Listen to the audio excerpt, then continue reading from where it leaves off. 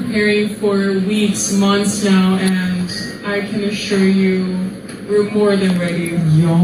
Malakas pa ang laban ni Miss Grand Philippines 2023 Nikki Demura para sa title o kaya baka naman paaasahin ulit tayo ni Nawat. Pasabog agad nung paglapag ni Nikki Demura, Miss Grand Philippines 2023 doon sa Vietnam. Ayan o. And makikita mo na kapansin-pansin talaga yung suot niya na showcase niya yung isa sa mga pinaka-importanteng kasuotan ng Vietnam. Tapos, makikita niyo yung iconic na parang headdress nila. Ayan, na ginagamit talaga doon sa mga special events sa Vietnam. Special occasions, yung mga ganon. And, syempre, ipinamalas ni Nikki Demura yung kanyang pasarela. O, diba? So, aside from that, may mga pageant organizers, mga pageant vloggers na Vietnam-based na pumunta doon sa airport para personally na makita yung mga arrivals ng Miss Grand International candidates, kabilang na ang Pilipinas. Tapos, mas natuwa pa sila nung in-interview nila si Nikki Demura. So, makikita nyo, may mga ilang pictures na nagpa-unlock siya ng interview, and syempre curious sila kung ano yung nasa utak ni Nikki Demura, yung mga gusto niyang sabihin, and na-impress sila kasi fluent siya magsalita ng Ingles. Kaya, wow! Napapaganon yung mga ibang pageant fans from Vietnam kay Nikki Demura. Ito naman, yung kanyang pre-arrival look. So, if I'm not mistaken, nangyari yan sa NAIA, and baka pati meron din ibang places kung saan shinote yung mga parang kinompile na video na yan na ginawang isang video.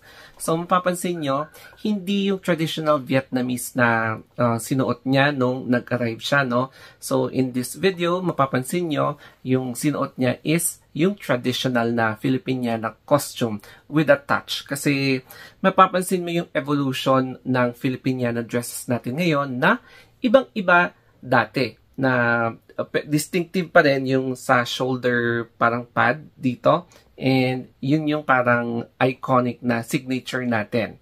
Tapos, nakasuot siya ng sash, Miss Grand Philippines 2023, and then pati yung crown.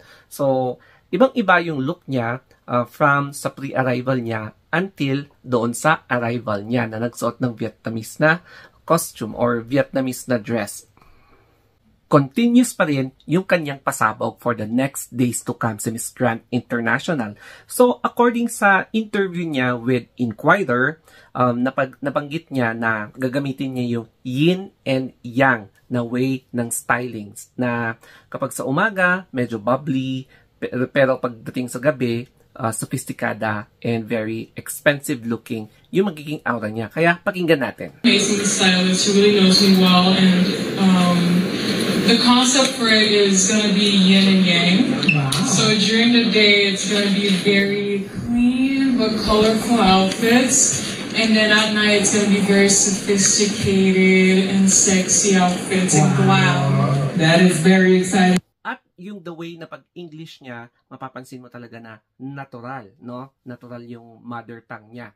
So, ibig sabihin, mukhang pwedeng gawin siya na host ni Nawat sa mga future na Miss Grand International events, no? Kasi okay naman siya mag-host, no? In any case na baka kunin siya. Kaya yun yung isang advantage ni Nikki Demura sa kanyang communication skills.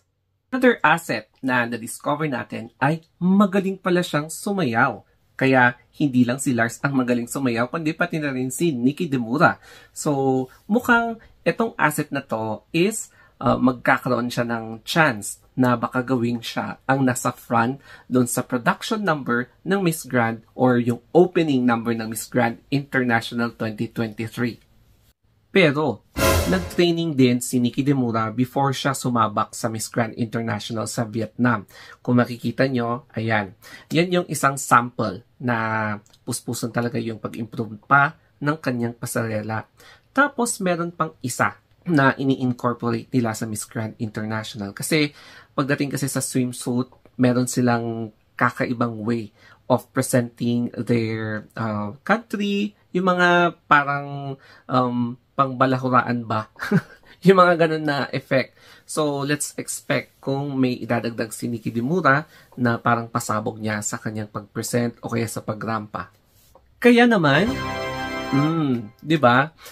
Effective yung kanilang styling, especially sa arrivals. Kaya nakuha or na-place siya as number 2 doon sa Sash Factors Arrival Picks. And I am very sure may mga ibang pageant pages, pageant vloggers na magre-release din ng kanilang favorite arrival picks sa Miss Grand International 2023. For me, masaya na ako kapag nakapasok si Nikki sa semi-finalist. Okay na sa akin yun, kontento na ako. At least, dire-diretso ulit yung ating placement streak.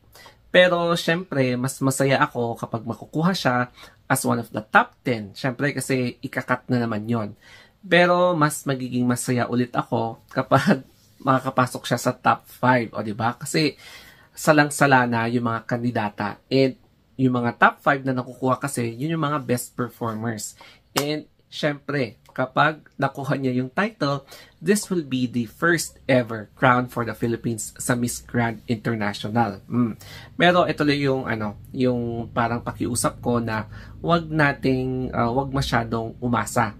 Kasi kapag masyadong umaasa sa isang bagay tapos hindi nakamit, syempre masasaktan tayo. Kaya wag masyadong full blast yung ating expectations para hindi tayo masaktan sa huli.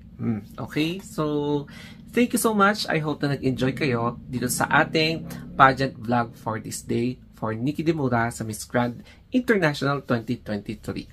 Thank you so much and more pageant vlogs to come. Mwah!